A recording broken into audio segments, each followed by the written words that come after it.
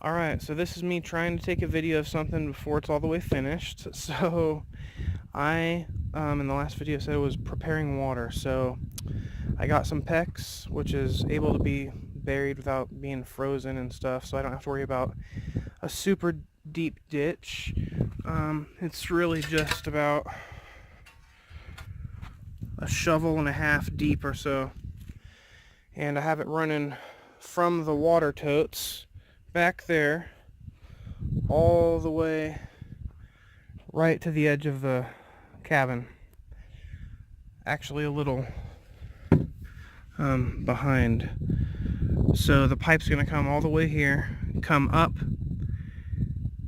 and then run alongside this and go all the way down to the other end of it, and then come up into the kitchen area. Okay, so this is the exact basically list of stuff that I'm using here to hopefully get this accomplished. So the goal is I have a tote of water with some couplings that are going to come off to a garden hose. Then that garden hose whip will go to a 12 volt DC pump, which is powered by a solar panel and a charge controller. Okay, then the pump powers the water, and I have a garden hose 3/4 GHT thread coming out male. So I then want it to pressurize the line that I'm burying. I'm going to cut this off about halfway because it's just going to go in the ground, and then I want it to probably stop about right here. So I'm going to mark that on that line. Then this is all PEX, by the way. I have this, which is a 3/4 by 3/4 MNPT, which is a male national pipe thread. This right here is PEX and goes into the end right here. It's then a fine pipe thread. I then have this adapter here, which is a female hose thread by female IP is iron pipe, so that's a fine thread. So I will take the fine thread side and thread it onto this, and I will then have a female receiver for my male garden hose sitting on the top of it here. Then what I'm going to do is I have a 90-degree elbow, which I'm going to crimp onto the bottom, the part that goes in the ground. Then it's going to be the flexible PEX, which I have being the blue line there, which is 3/4 blue PEX. It's then going to go in the trench. I'm going to have another 90 right there. Then it's going to come 2 feet up to the cabin as rigid, and then I'm going to have it go to flexible again and hug the girder going all the way down. So this is the crimper tool that we got. It's just called the PEX crimp tool kit. It's for pretty much all diameters of PEX and has these different rings you can put in. And then these are just really cheap rings, which end up, I think, paying for the tool, because it's like $3 for a big pack or something versus like $9 for the ratcheting type. So I think that because of how many fittings I have to do, it pretty much pays for the tool difference, since the ratcheting tool's already like $50 anyways. Alright, so this tool's pretty awesome. Basically, it has these inserts here, which are sized, like these are 1/2 inch, you can see there. And I need 3/4, and so they have these sleeves, which just get inserted into the tool. And these knurled knobs there, you just loosen them up, and the plate should fall out, and you just swap them out. It's a pretty awesome design, actually. I like it. And then the interesting thing is also there's this gauge here, which after I put on a crimp ring, which is basically just a piece of brass, like right here, these crimp rings, and I crimp it, I have to check it against this. So I basically put it up here, and then with the crimp ring on, it's supposed to not have a gap. Like you can see, there's a gap there. And it says, if there's no gap and it's at exact distance, 3/4 go. And then if I check it over here, it says 3/4 no-go. So they're different sizes.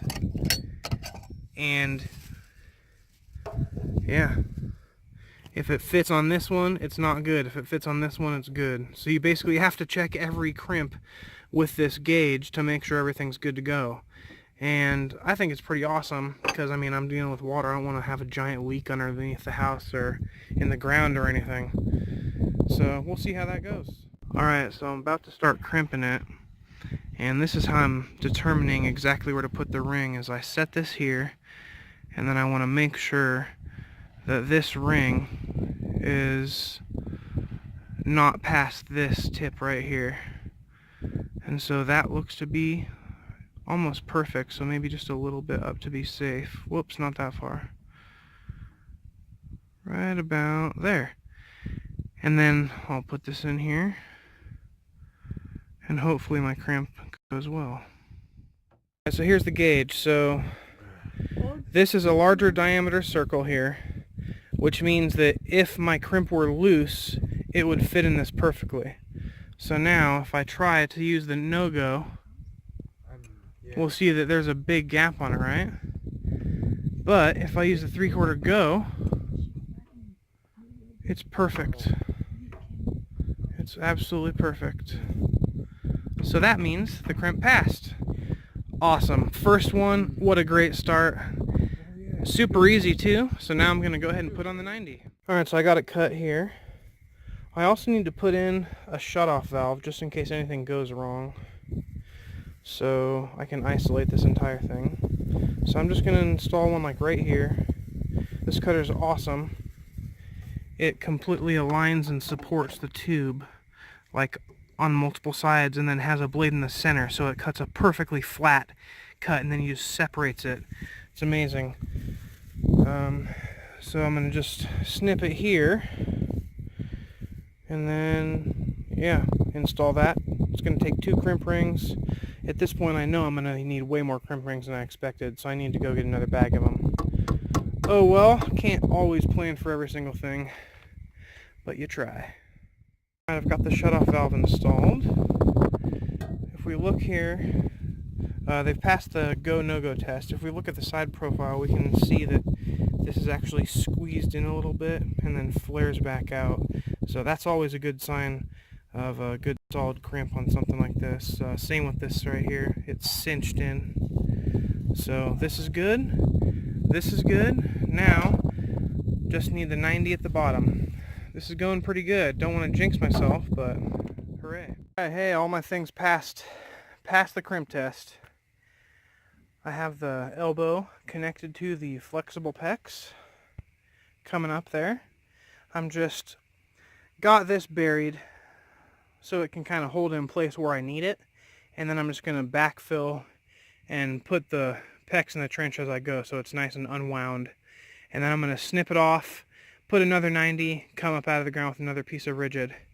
And then also, you know, I don't know how okay this stuff is being exposed to UV, so I'm going to have to paint it or get like just, most likely I'll just get like an insulated sock and just put over the whole thing. Same thing with the pipe coming up out, the rigid piece is going to connect to the other flexible going underneath by the girder. I'll just go ahead and cover it with an insulative pipe so the sun don't get to it. Problem solved. Alright, I came up out of the ground. I'm right by the cabin. These 2 crimps on the shutoff valve have passed the crimp test. Now what I'm trying to do is line up exactly where I need to cut this off. And then I have a 90-degree elbow, which is going to be facing this way. And then it's going to allow me to transition over to just having 3/4 going straight down the end. Almost there. I think I'll cut it about here. Alright, so there we go. Let's see if you can even hear me. The wind's picking up like crazy. Got this all done. Have a plastic bag over it to protect the fact that it's just an open hole. Have the trench completely backfilled in. I ended up putting the elbow like I was going to. Cutting it off right about there. Now I just need to come back in with the flexible stuff, and hopefully it'll be easy to install. I'm not looking forward to getting underneath this structure. It's not that much room. It's going to be a crushing experience. We'll see how it goes. But that's it for the PEX install today. Other than that, finally got this ditch filled in all the way for the buried propane line. Before anybody says anything, I know I forgot to put reflective tape or whatever here for the buried water line.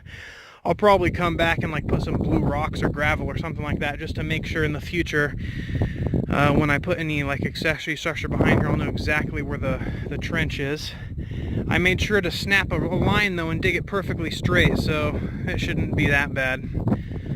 Other than that, let's see, we got drywall delivered. Awesome neighbors went and grabbed it for us. We paid for it. Just gave them the receipt. They picked it up with their big trailer.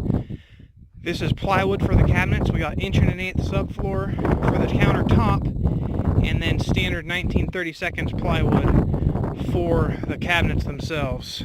Here is 30 sheets of drywall. My back is screaming at me. I don't recommend anybody move 30 sheets of drywall. But we had to do it. We got it here. It's wrapped up and good to go. This is why we're getting everything rolling at once. We need to wrap and seal this house up ASAP.